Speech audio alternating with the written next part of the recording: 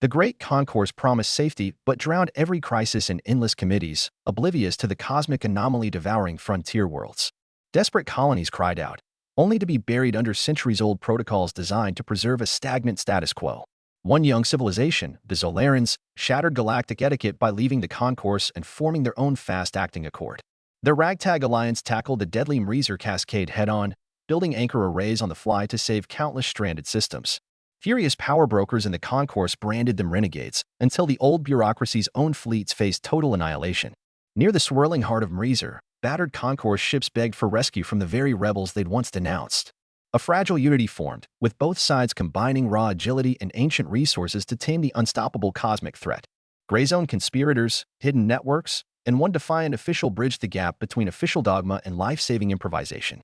Their success rewrote centuries of complacency, proving that real cooperation sometimes happens outside the neat lines of protocol.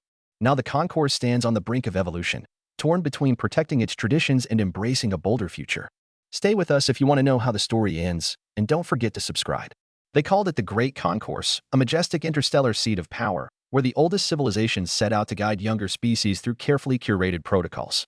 For eons, the concourse presided over countless star systems, passing legislation on everything from wormhole tolls to the standard dimensional metrics for cosmic cartography. But beneath the veneer of measured deliberation, cracks were beginning to show. Young colonies petitioned for urgent relief, yet found themselves drowning in committees. Old, calcified procedures left key crises unresolved, generation after generation. It was a system built to preserve order, though at the cost of its own adaptability. From the outside, the concourse's sprawling architecture looked like the pinnacle of cosmic achievement. Vast towers of polished alloy soared above the planet Trellandor, their surfaces inscribed with glyphs from 100 different tongues. Each day, representatives arrived from across the spiral arm, passing beneath the council's shimmering gates, convinced that this machine, sluggish but monumental, remained the galaxy's best hope for peace. And for uncounted centuries, it had been. All that changed when a small new race emerged from the edges of charted space. The Zolarans, with their ring-world traditions and knack for quantum-based terraforming, arrived at the concourse with big ideas about reworking old laws. They believed in immediate action, in short deliberations, in direct confrontation of threats. By the time they gained partial membership in the concourse, the irrepressible momentum of their reforms collided headlong with the stolid framework that had guided the galaxy for so long. Debates erupted, overshadowing every attempt to modernize. Each crisis triggered more committees. Each committee generated more subcommittees. And so the Zolarans watched, disillusioned, as urgent needs drowned in red tape. It was in this climate that something truly catastrophic brewed, the Mreezer cascade, a looming phenomenon at the fringes of known territory. Reports indicated that a swirl of gravitational anomalies threatened entire star lanes, but the committees bickered over which directorate had authority to dispatch a survey team. Meanwhile, outposts along the corridor were vanishing, some to vanish forever, others to resurface with terrifying stories of starships being torn apart by unstoppable distortions. Diplomatic envoys demanded action. The concourse insisted on more data.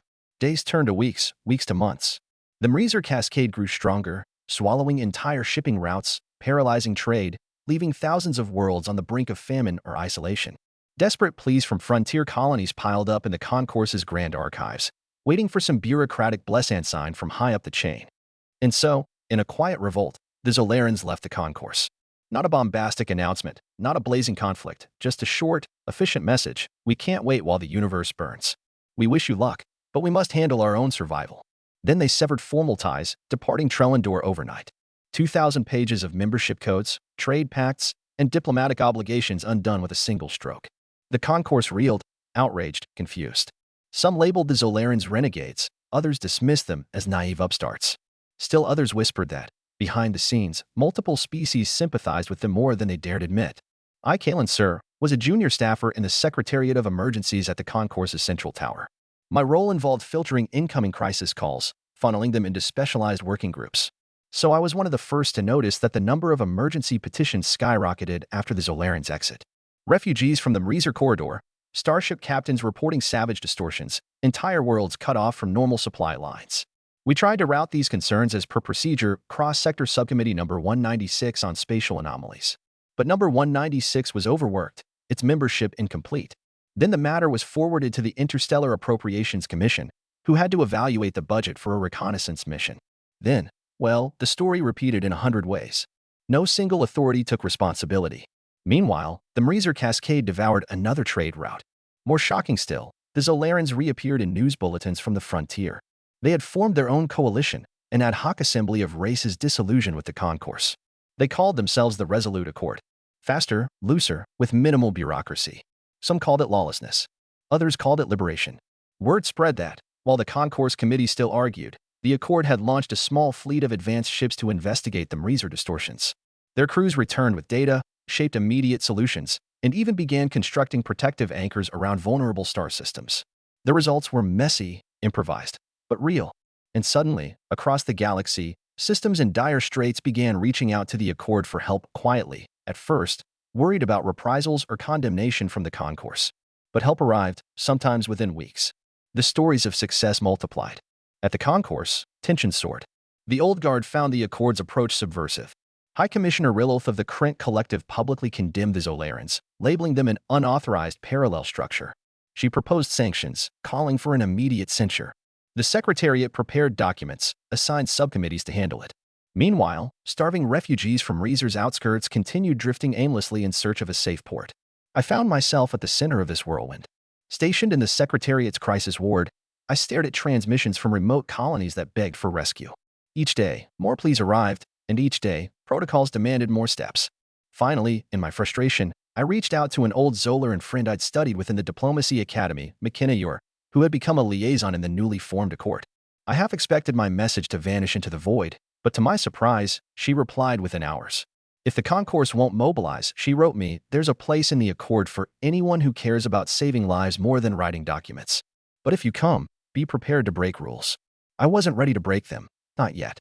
I believed in the ideals of the concourse. I believed in careful cooperation, in the pillars that had prevented countless wars. But each new dispatch from the frontier eroded that faith. No matter how many comm lines I opened, no matter how many times I flagged urgent memos, the bureaucratic cycle was unstoppable. More committees, more votes, more indefinite deferrals. And the anomaly kept growing. The official statement from the concourse remained, we are studying the situation thoroughly. Then, in a sealed hall beneath the central tower, an emergency council convened. I managed to slip inside as an observer, my credentials just enough to get me past the guards. High Commissioner Rilloth presided, flanked by robed officials from at least a dozen major civilizations. The question on the table, how shall we address these unregulated interventions by the so-called Resolute Accord?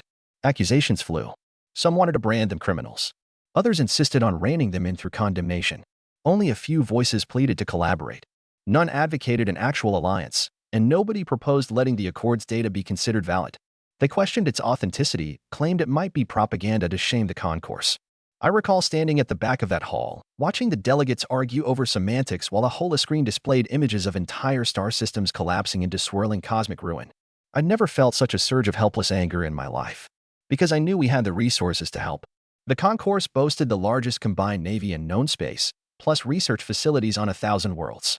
But everything was walled in by procedures. Commissioner Rilloth announced a new subcommittee to study the Mreezer threat, to present initial findings in 2 standard years. The council applauded politely. I felt sick. Some nights later, after processing a queue of frantic transmissions, I found myself near the deserted upper spires of the central tower. There, I stumbled upon a small group of staffers huddled behind a locked storeroom. They invited me in with furtive glances, 8 individuals from 6 different species, all with one thing in common: desperation. They had begun calling themselves the Verge Society, an underground circle devoted to bridging the gap between the concourse's idle might and the frontier's urgent need. They confessed they had already leaked certain resources to the Accord: spare medical pods, sensor drones, refurbished frigates left idle in concourse yards. Nothing official, always done quietly. And they wanted me to help. They had read my field logs, saw my frustration, recognized my knowledge of the labyrinthine procedures. If we couldn't fix the concourse from within, perhaps we could let outside forces do so, with a gentle push. I was torn. A part of me felt that bypassing official channels was heresy. The concourse had maintained galactic stability for millennia. But the other part of me kept seeing the faces of those refugees, hearing the garbled transmissions about unstoppable distortions. Could I in good conscience sit by and watch entire civilizations vanish while we filed more forms? In the end, I nodded. The Verge Society carefully laid out how I might route a small, off-the-books supply convoy to the Accord's staging area near Mreezer. It wouldn't fix everything, but it could buy them enough time to get more anchors in place. And so I did it, forging a chain of innocuous requests, layering code phrases and routine shipping manifests. The concourse's system was so bloated that, As long as each request had the correct references, nobody questioned them. A blueprint for quiet sabotage. The moral weight of that choice pressed on me. Yet after weeks with no direct confrontation, no fiery condemnation, I realized how little the concourse noticed. They were too busy drafting formal condemnations to see that we were rerouting resources. Then, rumors trickled back. The Mreezer anchors were working, slowing the cascade in certain pockets, enough that colonists could be evacuated. The Accord ships used the supplies we'd slipped them, deploying them in ways no subcommittee could have authorized so quickly. My sense of guilt warred with a growing conviction that we were doing what needed to be done. But soon, the veneer of quiet cracked. The concourse discovered an infiltration. Someone, an overzealous official within Commissioner Rilith's circle, uncovered a suspicious chain of documents. The Verge Society found itself cornered, our improvised network at risk of exposure. Panicked, my co-conspirators insisted we had to flee, or go deeper underground. But I hesitated, clinging to hope that the concourse might see reason if confronted with the truth. Then the meltdown arrived with terrifying speed. Commissioner Rilith arranged an emergency hearing to investigate the infiltration by outside forces. She championed a measure to brand the Accord as criminals, to forcibly reclaim any resources stolen from the concourse. Everyone anticipated swift passage. That would force a new directive to dispatch the concourse's navy against Accord bases. A potential civil war, ironically, in the name of protecting the galaxy from chaos. And so, on the day of that hearing, I stepped forward. In front of an audience of hundreds, with countless more watching via holo broadcast, I admitted my role in leaking supplies to the Accord. My heart pounded as gasps echoed. Commissioner Rilith's face twisted with triumph, convinced she'd found the perfect scapegoat. But I didn't stop there. I described the pleas from frontier worlds the concourse had ignored, the endless committees, the delayed missions. I recited the official casualty figures from the Mreezer corridor, then described how the Accord was saving entire clusters. Yes, I said, I broke protocol. Because the concourse is breaking the galaxy's trust. And if we don't adapt, if we don't learn from the Zolaran example, I paused, scanning the wide, stunned faces. We will be the ones swallowed by these anomalies. Chaos erupted.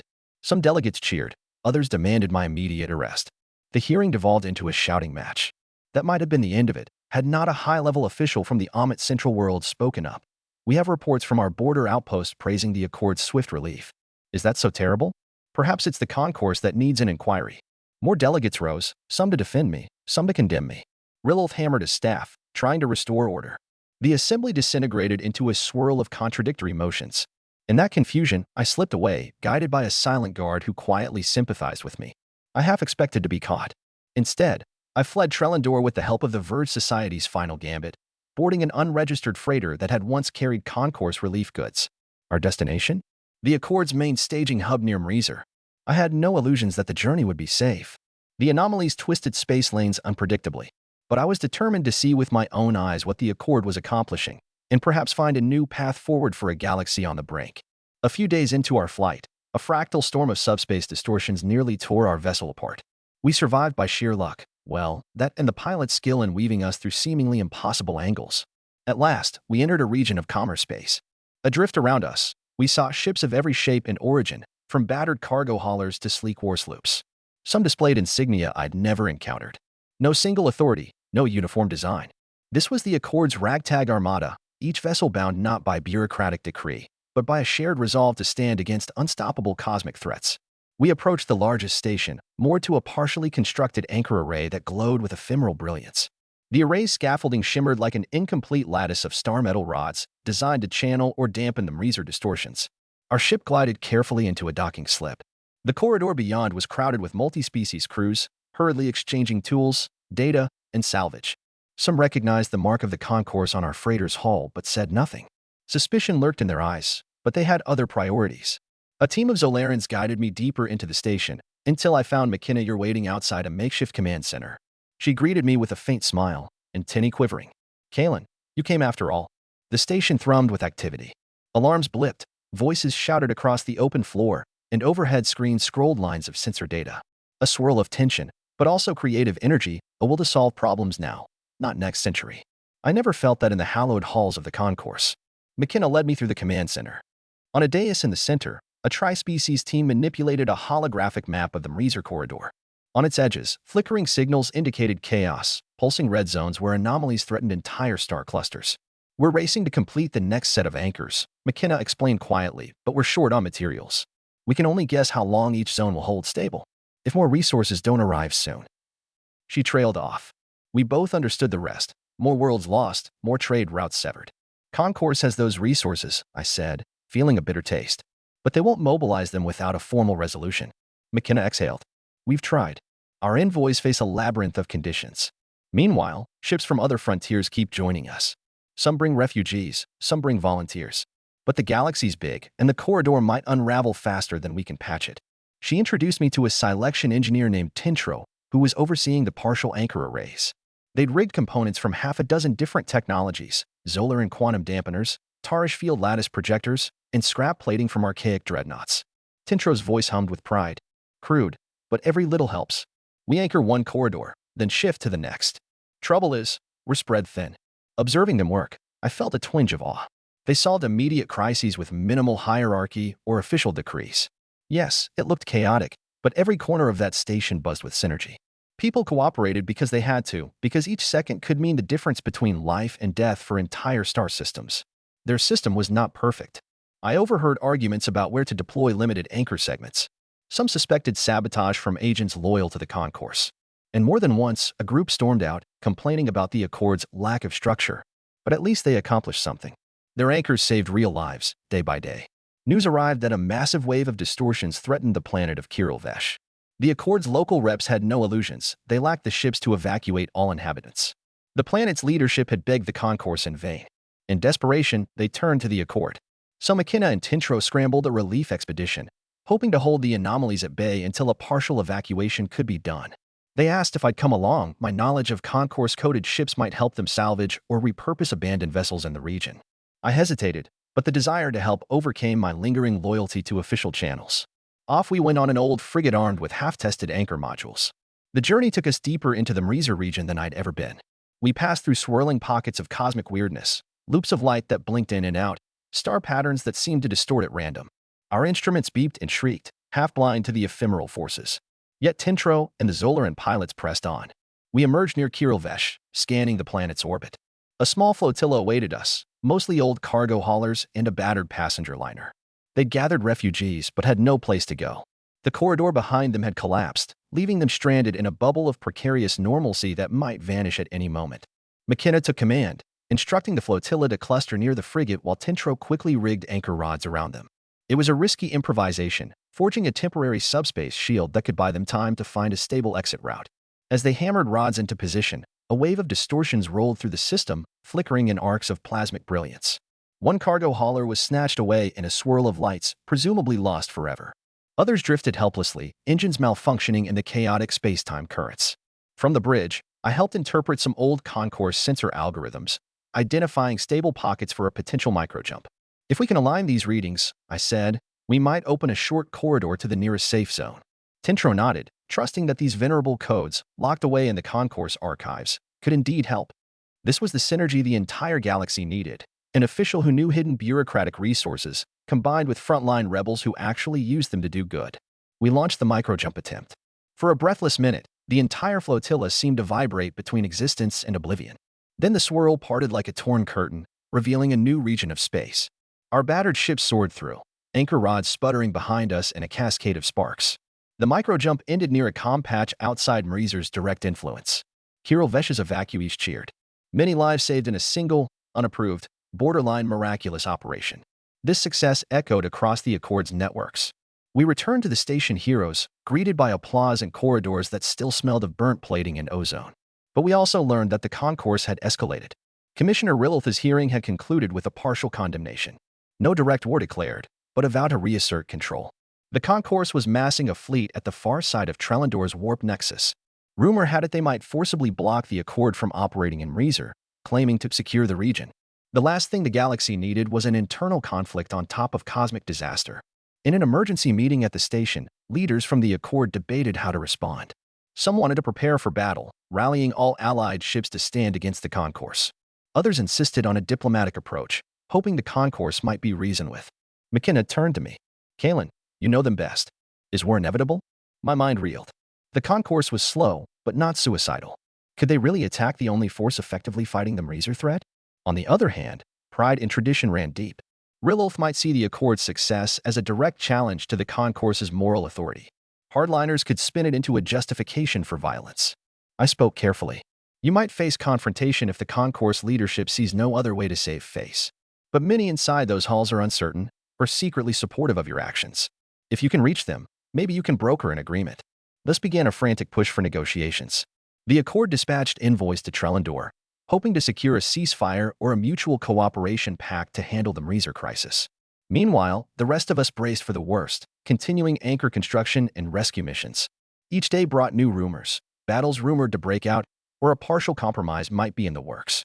When the response finally arrived from the concourse, it was a carefully worded statement. We demand the Accord cease unauthorized expansions and submit to oversight from the rightful cosmic authority. That was enough for many in the Accord to dismiss negotiations as pointless. But McKenna insisted we try again, gathering proof that their anchors had saved entire systems. I wrote a testimonial myself, describing how concourse data had combined with the Accord's impetus to rescue Kirillvesh, hoping someone in that bureaucracy might see the glimmer of synergy. As we awaited an official summit, the Mreezer distortion spiked to unprecedented levels. Entire star sectors risked being cut off from known space. Tintro predicted that, if the next wave was not mitigated by anchors, it could cripple half the corridor. The Accord scrambled to position more arrays, but we were short on manpower, short on resources, short on time. The station braced for casualties, well aware that success was far from guaranteed. Then, unexpectedly, the concourse fleet arrived. Not in an attack formation, but in a battered, disorganized line, led by an official cruiser bearing Commissioner Rilulf's crest. They had journeyed through Mreezer at great risk, some ships lost, others heavily damaged. Our sensors detected frantic transmissions from them, calling for assistance as anomalies tore at their hulls. A hush fell over the station. The very group that had threatened condemnation now needed rescue. McKenna's voice came over the station intercom. All vessels, stand by to evacuate incoming concourse ships. Tractor beams to full. Medical teams prepare for casualties. People, let's show them what we do. For a split second, I wondered if bitterness or revenge might take hold. But that wasn't the Accord's way. They launched rescue shuttles and extended anchor coverage to greet the battered concourse fleet. I personally helped guide a damaged frigate into a stable bay, where Tintro's staff sealed hull breaches and stabilized life support. Over an open channel, I heard Commissioner Rilulf demand to speak to whoever was in charge. When a medical team pried open the frigate's hatch, they found Rilulf herself, tentacles limp, clearly shaken. She glared around, scanning the station's jumbled architecture. Then her eyes landed on me, recognition sparking. I had expected fury or condemnation. Instead, she sighed, voice trembling, we tried to bypass your anchor network to prove we didn't need it. We nearly lost half our fleet. She rubbed her temples. This corridor is a nightmare. The concourse should have listened sooner. McKenna arrived with a small entourage. Rilulf stiffened, as though about to deliver a formal rebuke. But the events of the day had sapped her. She swallowed. We request safe harbor. And we propose immediate talks to unify efforts against the anomaly. The hush in the docking bay was absolute. No one had predicted such an abrupt capitulation. The cost, however, had been steep. Dozens of concourse vessels destroyed, countless injuries, and Rilulf's own pride battered. So, in a cramped meeting room aboard the station, once a storage closet repurposed for urgent assemblies, Accord leaders and concourse officials sat face to face. No round podiums, no lavish halls. Just battered chairs, blinking overhead lights, a flimsy table strewn with data pads. Tintro, McKenna, Rilulf, and a handful of others hammered out an emergency pact. The concourse would share additional resources, dispatching its vast but underutilized starlifting tugs to assist anchor deployment. The Accord would integrate concourse knowledge banks into anchor refinements. The fundamental question of who ruled the galaxy was set aside. They simply recognized that nobody ruled chaos, and if they didn't work together, the cosmic swirl would devour them all. I hovered by the door, watching a new synergy take shape. People from historically aloof civilizations, forced to trust each other. Old adversaries forging an alliance that 1,000 committees could not have produced in a century of talk. Warships that once carried banners of condemnation offloaded crucial supplies. Laughter and tears mingled as medics of both sides helped each other's wounded. The Mreezer corridor raged, but we were forging something stronger than bureaucracy, cooperation born of crisis. All night, we worked. The station bustled with renewed purpose. Concourse experts delved into the anomaly's complexities, bridging them with the Accord's hands-on anchor methods. A plan emerged to create a stabilization arc, using giant ring segments that had once formed part of a mothballed concourse megaproject. Now, those ring segments would be towed into position, anchored with Zolar and quantum rods, forming a massive barrier around the largest anomaly cluster. If it held, entire starways might be reopened. As the first ring segment was moved into place, Tintro shook my hand, and Tinny trembling with excitement. "We're doing it," he said, voice thick with emotion. "And you helped make it possible. You brought us all the right data from inside the concourse." I thought of the old days, my desk in Trellandor, diligently following the manual. In that context, I was a minor official with no real power. But out here, bridging the gap, I had made a difference. Not alone, of course, but as part of a wave of new thinking. The Verge Society, the Zolarans, the Frontier Volunteers, everyone had chipped away at the inertia. For the first time, the concourse felt something unstoppable, real, immediate adaptation. Before the anchor operation concluded, I received a brief message from Commissioner Rilloth. "We must speak soon about your insubordination. But first, we have a corridor to save." It wasn't forgiveness, nor a retraction of her old condemnation, but it was an acknowledgement that this was bigger than politics. And that, in itself, was a victory. Dawn, or the station's artificial equivalent, found me on a battered observation deck, looking out at the swirling cosmic tapestry. Ring segments glowed with arcs of energy, holding back the worst of Mreezer's fury. Ships from both the Accord and the Concourse soared in tandem, ferrying equipment. It was far from certain we'd fully tamed the anomaly.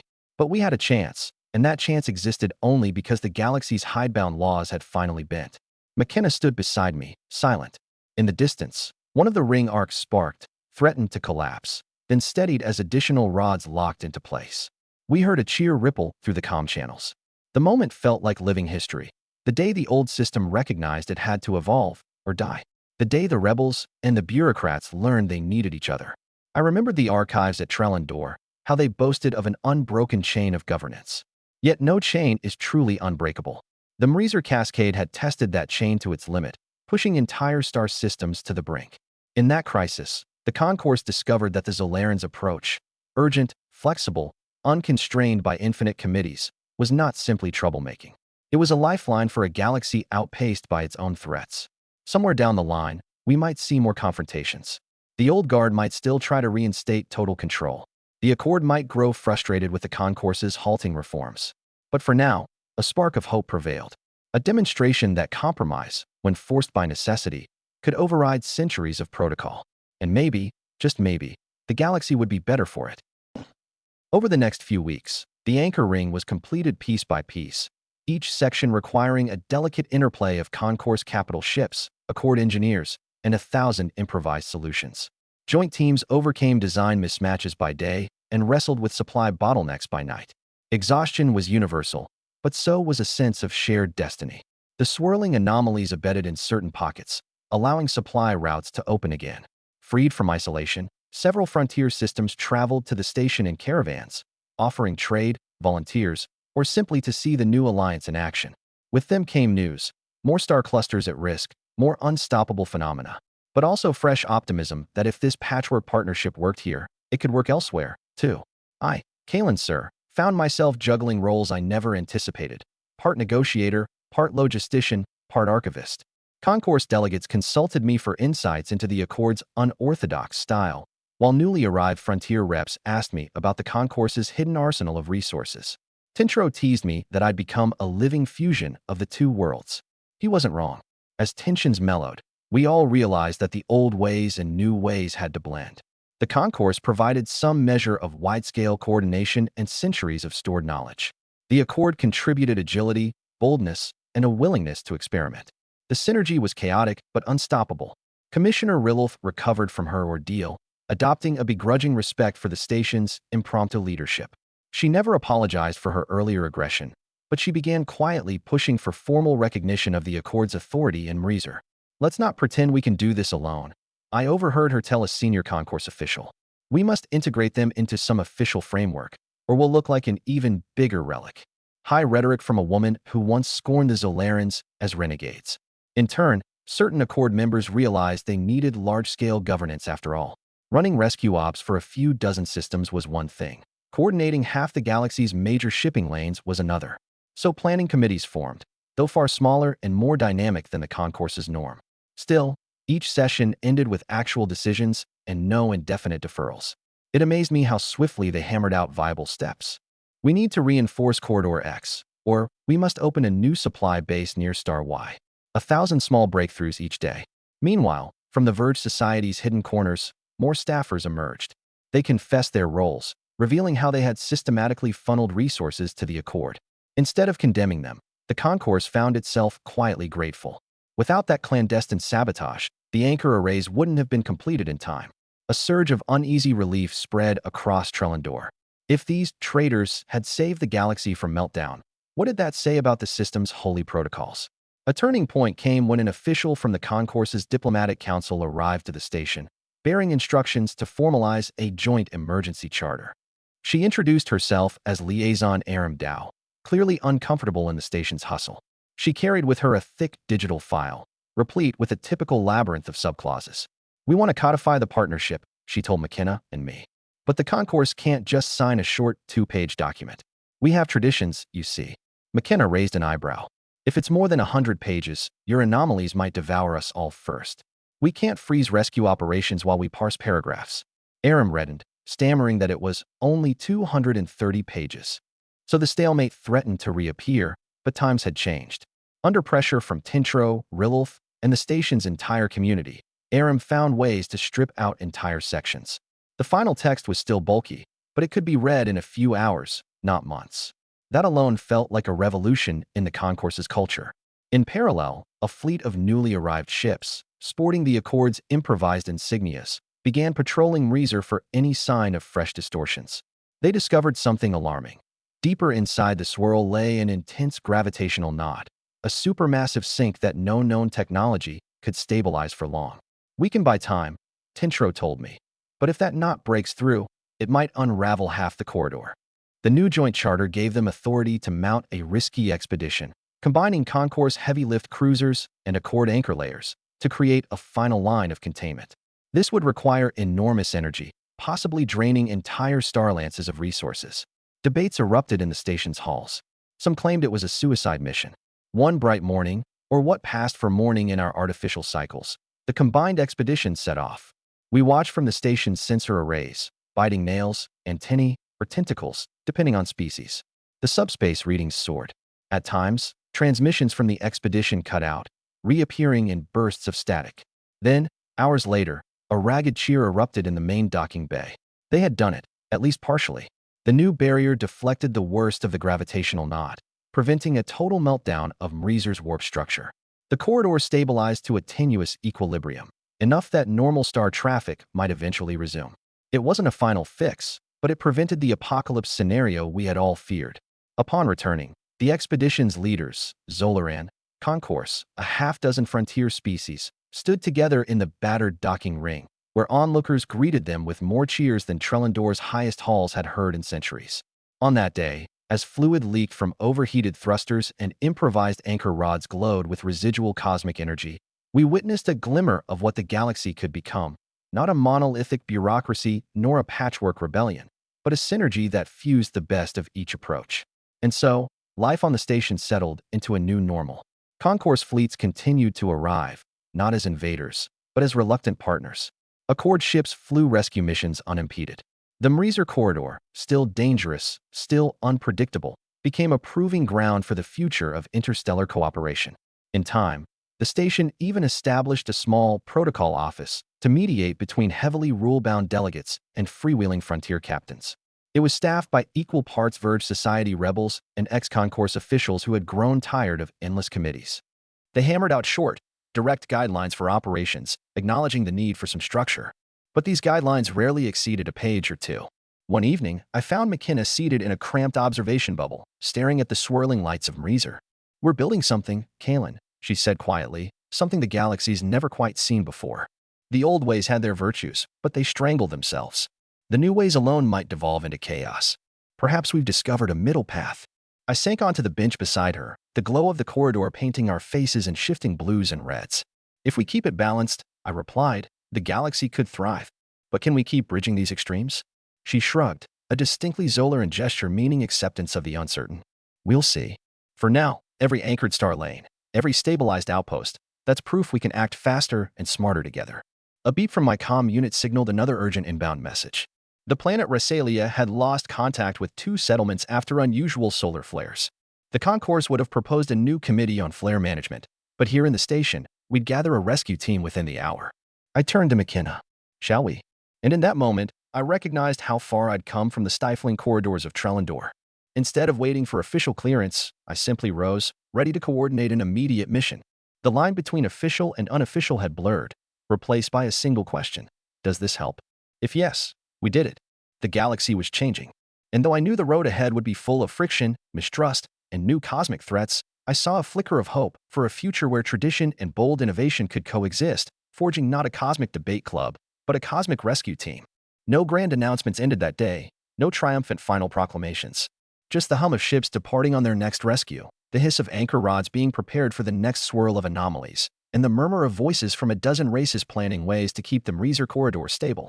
As I stepped away to answer the call for Rasalia, I realized that maybe, in quiet daily perseverance, we'd become unstoppable. Because we had found what the old concourse never quite grasped. Sometimes, it's better to act first and write the protocol later.